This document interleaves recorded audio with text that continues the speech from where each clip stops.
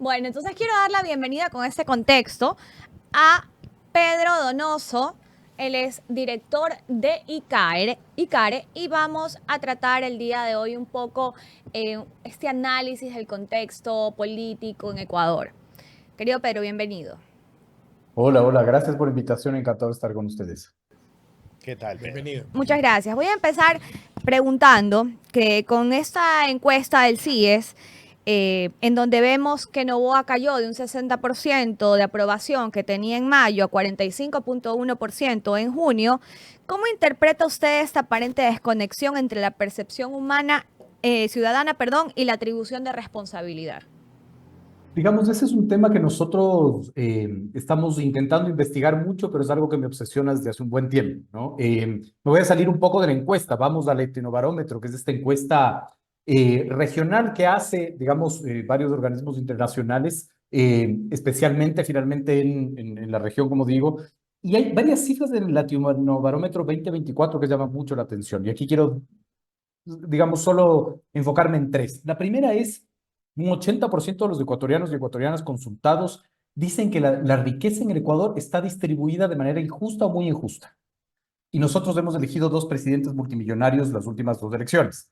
No digo que esté mal ser multimillonario y ser presidente, yo no estoy de acuerdo con que eso está mal, pero es bastante interesante, digamos, cómo no hay una conexión entre la percepción finalmente, ¿no es cierto?, de manifestar que la distribución de la riqueza está distribuida, valga la redundancia, de manera injusta o muy injusta, frente a la posibilidad de elegir un mandatario, digamos, que es parte de esa distribución, porque evidentemente eso es inevitable, ¿no? Un 81% de la gente consultada, por ejemplo, responde a la pregunta de, ¿usted cree que los grupos de poder, digamos, utilizan el gobierno para beneficiarse? ¿No es cierto? 8 de cada 10 dicen que sí. Y, digamos, cuando preguntas, por ejemplo, temas como la confianza interpersonal, solo hay un 8% que confía en el otro. Es decir, solo 1 de cada 10 ecuatorianos y ecuatorianas confían en el otro y solo un 13% cree que el país está progresando. Pero cuando individualizas esa percepción, un 74% dice que está satisfecho con su vida y un 54% dice que su familia está progresando. ¿Por qué pongo este ejemplo que quizás es más crudo que las cifras del CIES? Porque hay un divorcio entre la percepción y la realidad. Es decir, si 70%, vamos a las cifras del CIES, dice que la inseguridad, digamos, ha aumentado, y la valoración de 45,1% de gestión positiva del presidente Noboa es bastante sorprendente, digamos. O en su defecto, que solo haya 6 de cada 10 que se sienten pesimistas es una cifra también que nos debería llamar mucho la atención. Aunque parece que 6 de cada 10 es un montón, el promedio de pesimismo en el 2023, y aquí utilizo cifras de perfiles de opinión, fue de más del 90%. Durante todo el 2023, en promedio, 9 de cada 10 ecuatorianos y ecuatorianas se sentían pesimistas del presente. Pero en el 2023 no había las cifras, por ejemplo, de violencia que estamos viendo ahora, o no había los indicadores de desempleo y pobreza que estamos viendo ahora, ¿no? La gran reflexión que quiero hacer con esto y que pretendía hacer con este hilo larguísimo, ¿no es cierto?, es hay un divorcio entre la lógica de la percepción y la realidad, y eso involucra que hagamos estudios más cualitativos que cuantitativos, que preguntemos, digamos, más a la gente, no el qué, sino el por qué o el cómo, digamos, ¿no? Ok, o sea que más o menos lo que se me ocurre a mí de lo que escucho y de lo que leí en el hilo, estamos hablando de que la gente como que disocia, como que está en una realidad paralela, alterna, quizás por los medios o quizás consumiendo por las redes, ¿no? Consumiendo solamente cuando hay esta polarización que también existe en las redes sociales de solamente seguir la información de las personas que piensan como yo, opinan como yo, entonces como que vivo en un mundo, una burbujita fantasiosa y si yo no estoy en esa burbuja, entonces no me entero y creo que no me afecta. Está pasando, pero está lejos de mí y de los míos. Es complejo determinar finalmente cuál es la razón, es muy complejo, ¿no? No hay salida fácil, no hay solución fácil, no hay respuesta fácil. Uno no puede atribuir específicamente, por ejemplo, al relato de los medios, porque si fuera finalmente así, no habría esta percepción del crecimiento de la violencia en un 70%, ¿no? Es decir, aquí digamos, es como desconcertante, porque yo quisiera tener una respuesta, no la tengo, la investigación social tiene que ser mucho más profundizada, pero por ejemplo, George Lakoff, que es el padre de la comunicación, perdón que sea tan aburrido, digamos, pero por ejemplo, George Lakoff dice algo bien interesante, que es el creer que las creencias irracionales de la gente se van a derrumbar por presentar evidencia, eso es en sí mismo una creencia irracional, ¿no? Es decir, porque digamos, no pasa porque yo vea que a mi vecino le matan, no pasa porque yo veo finalmente que hay secuestros, no pasa por ahí. Hay nuevos mediadores de la sociedad, es decir, hay nuevas maneras de reinterpretar la realidad de lo que está sucediendo y ese puede ser una de las razones. Pero le falta mucho a la investigación social para concluir cuál es la razón de no tenemos un solo indicador que diga que estamos mucho mejor que en años anteriores, por ejemplo. Sin embargo, el pesimismo está mucho más bajo, la valoración del presidente Noboa es, aunque ha caído, es importante y es alta. Entonces, ahí hay una lógica de, como usted muy bien dice, de un divorcio, ¿no es cierto? Pero hay que encontrar cuál es la causa real de ello. Yo creo que también podría ser el hecho que mucha de esta gente que se siente ¿cómo es? Positiva o que cree que está o que dice que está progresando y que dice que no siente la misma violencia del 2023. Yo creo que esta gente, se me ocurre, que puede ser que votó por Noboa y no quiere decir de frente, ¿sabes qué? Me equivoqué. ¿Sabes qué? Si digo que está mal él, puede volver el otro. No, tengo que decir que está bien. Se me ocurre por ahí porque conozco mucha gente que dice, sí, estamos mal, pero ellos lo dicen. Cuando tú dices, sí, está mal, no está tan mal. O sea, ellos sí dicen, uy, está horrible la violencia, está matando, no salgan, dice, en un grupo. Y de repente yo un día digo algo sobre una ley y salen a defender como que no está pasando absolutamente nada. Entonces yo creo que a veces me da vergüenza decir, me equivoqué o me da miedo que saquen a este presidente que yo elegí. No sé, algo así a mí se me ocurre. Puede ser una relación identitaria, una relación ideológica, puede ser un rechazo y un miedo finalmente a la otra propuesta, al correísmo, por ejemplo. Puede ser un montón de factores. Yo cuando les daba las cifras del Latinobarómetro, a mí la que más me llama la atención es esta lógica, ¿no es cierto?, y nosotros lo decimos, la crisis de representación colectiva. Esto suena aburridísimo, pero no es, voy a intentar cómo explicarlo, ¿no? Es como, yo digo, ¿no es cierto?, no confío en el otro. Imagínense que solo 1 de cada 10 confía en el otro. Cuando yo digo el otro, no es, digamos, del político, no, es mi vecino, finalmente, ¿no es cierto? Cuando yo no confío en el otro, cuando el pesimismo está tan elevado, cuando yo no confío en el Estado, por ejemplo, la última encuesta que yo vi de perfiles de opinión, lamentablemente del anterior año, en confianza en el Estado, estaba por debajo del 40%. Entonces, yo no confío en el Estado, es decir, tengo un problema con mi vecino, ¿verdad? Él se adueña de mi terreno, ¿no? Yo no confío en el Estado, es decir, no confío en el juez o en el comisario municipal o en el policía que viene a solventar mi discusión con el vecino. No confío en el vecino, no creo en él, ¿no es cierto? Y estoy altamente pesimista. ¿Cuál es la respuesta? La violencia. Es que es bastante natural, digamos, una ecuación social que es bastante normal que sucede, ¿no? Entonces, cuando tú te enfrentas a eso y cuando ves finalmente que solo un 13% cree que el país está progresando, pero cuando le preguntas individualmente, hay un 74% que está conforme con su vida, ves que aquí hay una crisis de representación colectiva, es decir, que colectivamente, ¿no es cierto?, algo poroso está sucediendo, que ya no nos importa la representación colectiva, sino que yo esté bien. Y ahí viene, por ejemplo, un análisis que hacía un periodista argentino que él decía, en el siglo XXI no creemos en el Estado, no creemos en los medios, no creemos en los políticos, no creemos en los sindicatos, no creemos en nadie colectivamente, pero sí creemos en el influencer que en YouTube me dice que voy a ser multimillonario si comparto esta noticia, o en el influencer que me dice que puedo curarme del COVID con gárgaras, digamos, de bicarbonato. No hay representación colectiva, hay representación individual finalmente, ¿no? Y eso le pasa factura al tejido social. Pedro, yo quiero ir como entendiendo un poco más el tema de las cifras de la encuesta del CIES, porque con un 39.2% responsabilizando al presidente de resolver la inseguridad, pero solamente un 13.3% considerándolo causante o parte del problema, ¿qué efectos tiene esta distinción en la estrategia comunicacional y de gestión del Ejecutivo? Y si considera usted que debería cambiar su enfoque, ¿de qué forma? Esa era un poco la conclusión del hilo, ¿no? El momento el peor enemigo del político es la expectativa, ¿no? Cuando tú creas expectativa, generas, ¿no es cierto?, un anhelo que después la realidad que tú no puedes controlar te golpea en la cara, ¿no es cierto? Es decir, la crisis te explota en la cara, como diría Mario Riorda, que es este experto en administración de crisis argentino, ¿no?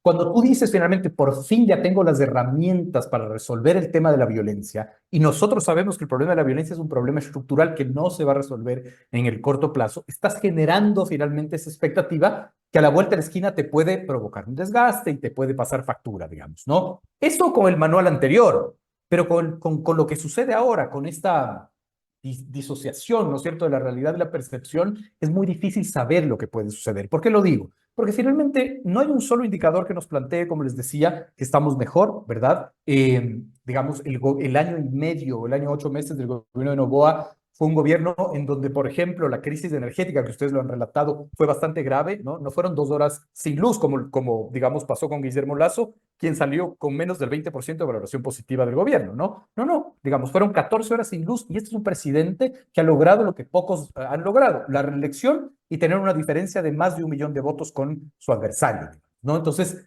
otra vez volvemos finalmente a el manual normal de la comunicación política te dice no generes expectativa sobre algo que tú no puedes controlar. El gobierno ha generado expectativa, no lo ha controlado, hemos tenido fenómenos, nos han quitado 14 horas sin luz y este gobierno ha sido reelecto.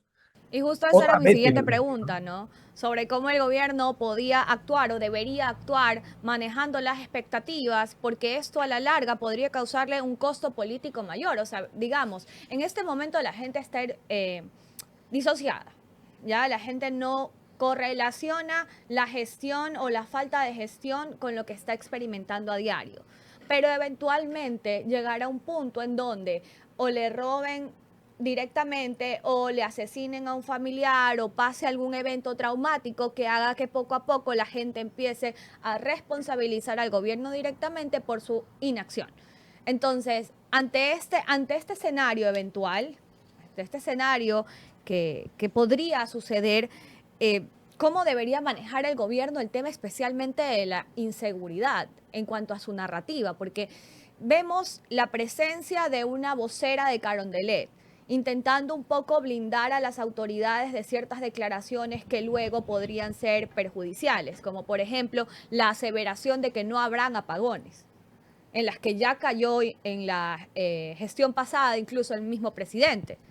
Y luego tuvimos 14 horas de cortes. Entonces, vemos esta figura, vemos entrar, ¿cuál más o menos es la estrategia del gobierno para minimizar daños una vez que la gente ya empiece a responsabilizar su gestión por los resultados en materia de seguridad?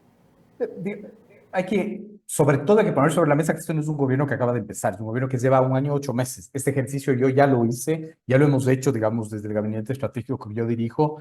Hemos planteado como un escenario altamente probable que iba a tener un desgaste profundo por todo lo que sucedió, porque finalmente las cifras son absolutamente abominables. El 2025, el primer trimestre del 2025 es el trimestre más violento de la historia. En el Ecuador asesina a una persona cada hora y un poquito más, digamos, ¿no? Es decir, todas las cifras te dicen otra cosa, pero yo ya quedé mal, digamos, ya quedé mal cuando dije, el momento en que generas una expectativa, no la puedes controlar, hay desgaste político y eso se extrapola a resultados electorales. Y no sucedió así, digamos, ¿no? Entonces, me parece que es interesante la lógica de una vocería, me parece que es muy interesante el plantear finalmente la agenda de discusión de esa semana. Creo que hay que reforzarlo, digamos, ¿no? Porque la segunda rueda de prensa que dio la vocera fue una rueda de prensa, digamos, que no se dijo mucho, ¿no es cierto? Eso tiene que estar acompañado con una estrategia, digamos, política de posicionamiento de los temas, etcétera, etcétera, etcétera.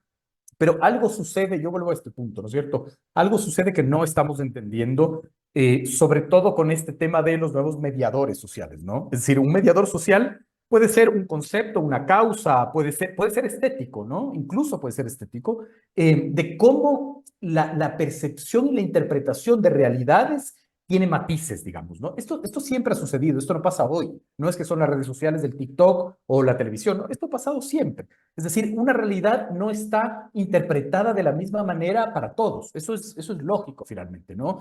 Y usualmente lo que sucede es que es muy difícil explicar fenómenos desde la ciencia, ¿no? Otra vez súper aburrido, pero esto es bien interesante. La ciencia es contraintuitiva, digamos. Yo siempre pongo este ejemplo a nuestros clientes.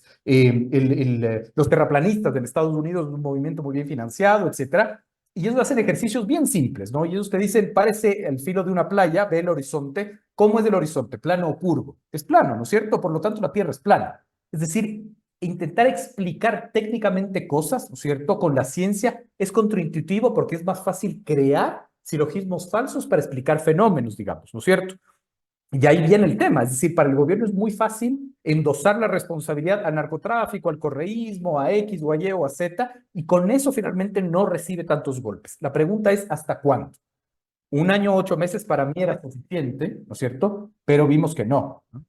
Sido suficiente. Pedro, también justamente con lo que estaban diciendo, en el momento que el gobierno viene y te aprueba ley de solidaridad nacional para combatir la inseguridad, te aprueba ley de inteligencia también por lo mismo, para estar, dicen ellos, que para estar encima de la jugada. Te sube el IVA 3 puntos Claro, te sube el porcentuales IVA, o sea, para un plan Fénix que nunca despegó bueno, pero digamos, hablando específicamente de de esta gestión. de esta gestión, De este gobierno. de este gobierno, no del pasado, que es el mismo, sino de esto que pasó a partir del 24 de mayo con la nueva asamblea.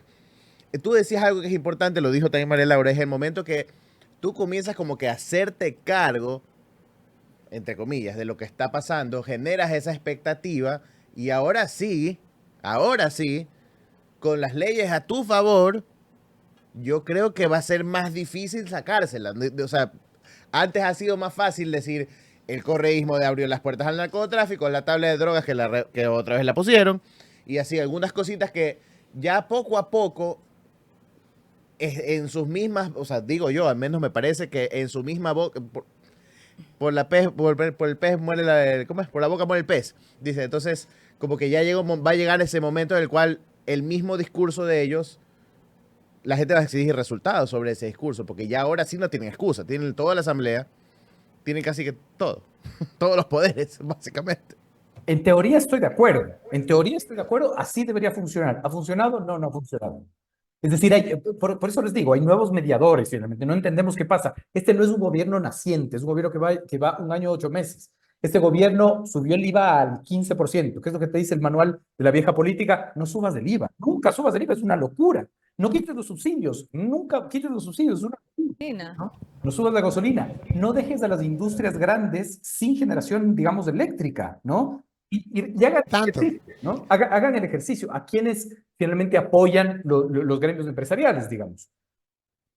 Al presidente que les dejó finalmente sin luz a las grandes empresas. Entonces, hay un desorden, ¿no es cierto?, político y relacional que aún no logramos entender porque hay nuevos mediadores. Yo no descartaría que el tema estético es muy, muy importante. Esta lógica finalmente de lo que Byung-Chul Han dice, la estética de lo pulido, dice, ¿no? Es decir, lo pulido no solo tiene que ver con lo estéticamente bello o con los cánones, digamos, de belleza, sino lo liso, lo que no genera conflicto, lo que finalmente es transparente, es puro. Eso sí creo yo que debería tener un peso o que podría tener un peso en sí mismo, pero también estamos viviendo otro fenómeno y ese fenómeno es, otra vez, Byung-Chul Han, que es este filósofo coreano-alemán, él dice, cuando una sociedad es incapaz de determinar qué importa, a la larga ya nada importa, ¿no? Y creo que eso es lo que está sucediendo. Es decir, cuando no nos espeluznante realmente que hayan matado a unas personas de una cisterna, cuando hay un 19.1% de la gente que te dice, la violencia nunca se va a resolver, hay que aprender a vivir con ello, ¿no es cierto? Vas viendo que el terreno de la normalización empieza, digamos, a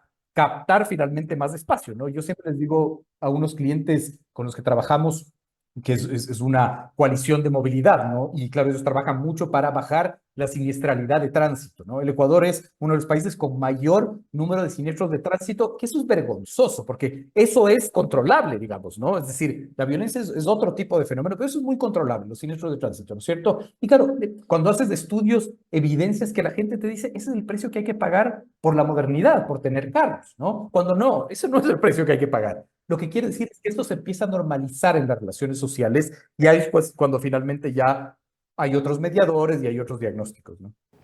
Pedro, metiéndonos un poco al tema de la crisis eléctrica o a puertas de una nueva crisis eléctrica, todo este tema con Progen, la terminación unilateral, los 7 meses de retraso, los 160 millones que se llevaron entre Progen y ATM que no se van a poder recuperar porque, dicho por las mismas autoridades, no existen mecanismos por el cual puedan recuperar ese dinero.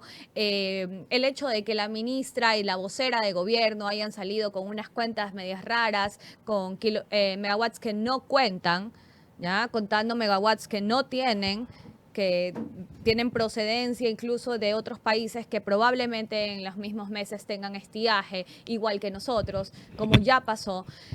¿Cuál puede ser la posibilidad de que la gente ya empiece a responsabilizar al gobierno ante una eventual crisis energética? En el caso de que existan los apagones, ¿usted cree que tal vez este pueda ser el fenómeno en el que la gente puede romper no sé, esa pared que tiene entre la corresponsabilidad del gobierno y la situación actual en el país? O sea, en teoría sí, la teoría te dice sí, pero ya lo vimos finalmente, ¿no? Es decir, ya No, lo no vimos. aprende. Claro, ya lo vimos, ¿no es cierto? Que durante las 14 horas sin luz, ¿no es cierto? El CIES tenía una encuesta que investigó también esto, lamentablemente no tengo clarísimos los números, pero por ejemplo, era más de un 30% la responsabilidad al clima, por ejemplo, ¿no? Entonces, Que antes, perdóname que te interrumpa, Pedro, pero antes había esta posibilidad o el gobierno tenía este margen de o echarle la culpa al gobierno de Lazo, porque recuerda que pese a las advertencias de Andrea Robo, ellos dijeron que ellos nunca habían recibido información al respecto. Lazo luego salió a desmentirlo en una entrevista pública. Pero ellos tenían ese margen de acción de echarle la culpa al gobierno de Lazo, luego al clima y todo. Pero ya luego de toda esa crisis de 14 horas de apagones, de la gente adquiriendo generadores, de las pérdidas millonarias que hubo en el país, no solamente en cuestión de dinero, sino también en tema humano, de empleos y todo, ¿tú crees que, que la gente le vuelva a dar una nueva oportunidad al gobierno en este contexto ante una nueva crisis energética? bueno, es un gobierno que sigue culpando al gobierno de Correa, ¿no? Que son 7 años antes. Es decir, otra vez, la teoría dice que no, la teoría dice que la gente debería responsabilizarlo como ha sido históricamente, finalmente, pero no sucede. Yo me quedé, esto es anecdótico porque no es ninguna evidencia de nada, pero me quedé muy sorprendido en un video, ¿no es cierto?, en donde está el presidente Trump, ¿no es cierto? Ya les voy a explicar por qué. El ejemplo, está el presidente Trump en Río Bravo, ¿no es cierto?, en la frontera con México, y al otro lado hay migrantes ilegales que quieren cruzar. Y el presidente Trump los ve, ¿no es cierto? Y ellos empiezan a gritar, te amamos, Trump. Gracias, Trump. Y empieza a saludar. Y Trump se da la vuelta a la cámara y dice, me aman y no sé por qué. Eso es lo que está sucediendo, ¿no? Es decir, no hay, digamos, una equivalencia entre la realidad y la percepción. Ya lo vivimos, porque si esto fuera el 2024 y la pregunta fuera la misma, yo dijera, no, este gobierno no va a sobrevivir a una crisis energética. Sobrevivió y ganó con 1.3 millones de votos.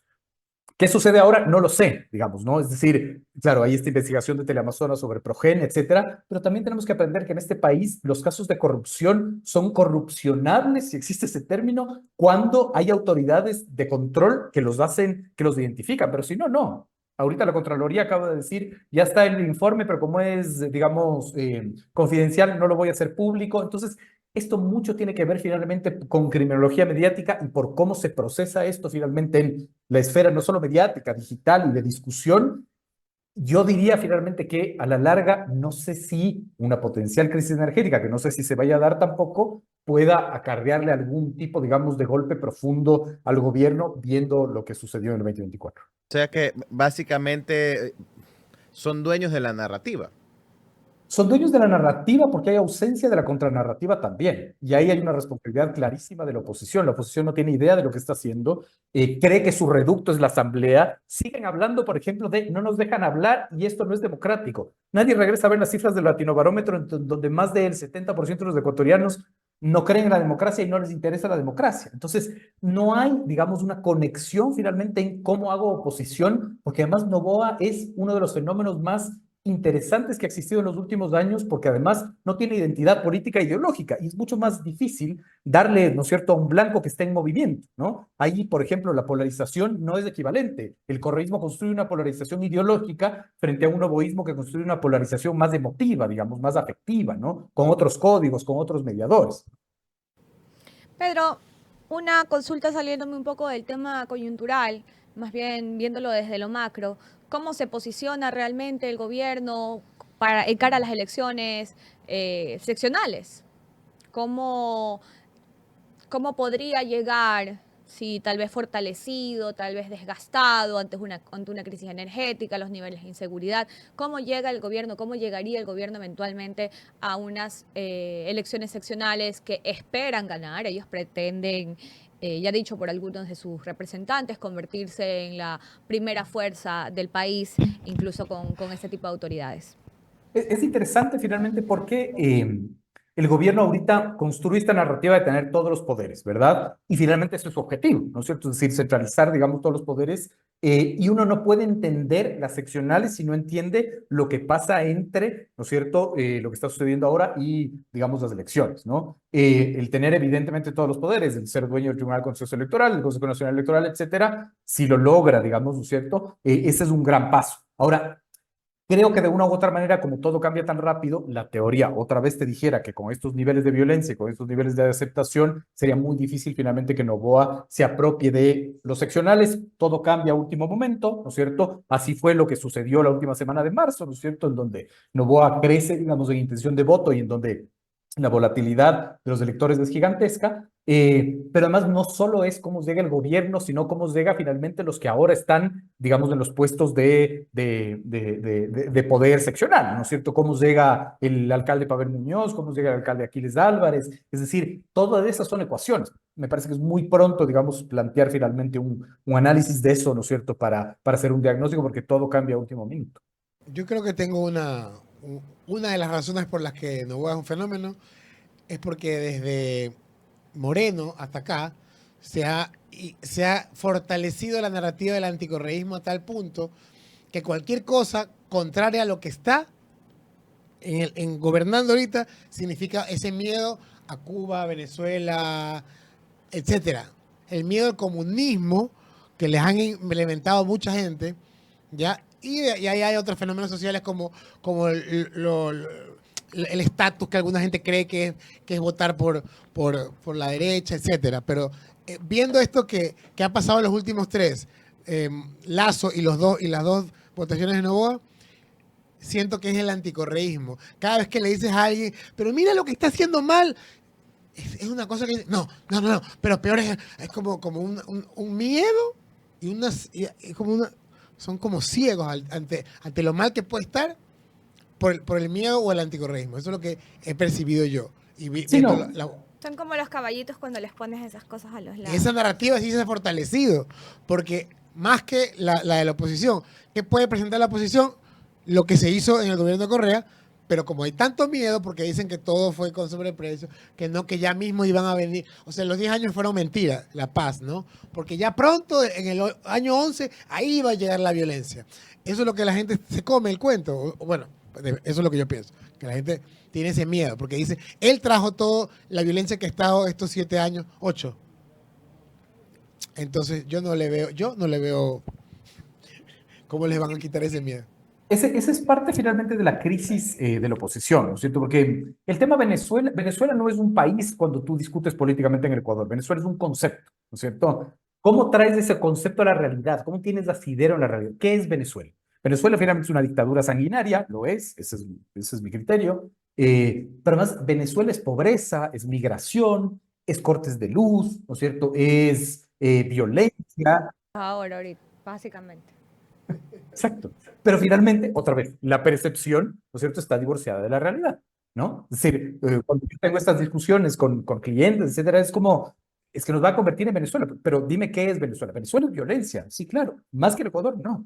Venezuela Una es risa cortes que de luz, tanto miedo más le que el tienen Ecuador, al no. comunismo que ahora acuden a China ante posibles alianzas comerciales y de otra índole, ¿no? Querido Exacto. Pedro, te agradezco muchísimo por habernos acompañado el día de hoy. Quedan las puertas abiertas a este espacio para cuando desees. No sé, mis compañeros tienen otra pregunta. No, gracias Pedro por estar con Pedro. nosotros, por tu tiempo. Me preguntan por interno por ese gorila que está detrás tuyo porque están distraidísimos. Es hermoso. Ese es de un ecuatoriano que se llama Beto Valencia, que es un ilustrador que vive en España, que hace este tipo de ilustraciones. Es hermoso. Recién me lo compré, estoy orgulloso, por eso ahí lo pongo. Está muy bacán, está muy bacán. Increíble. Un abrazo Un grande, Pedro. abrazo, Gracias por Pedro, estar Gracias por la Gracias. invitación. Un abrazo. Chao.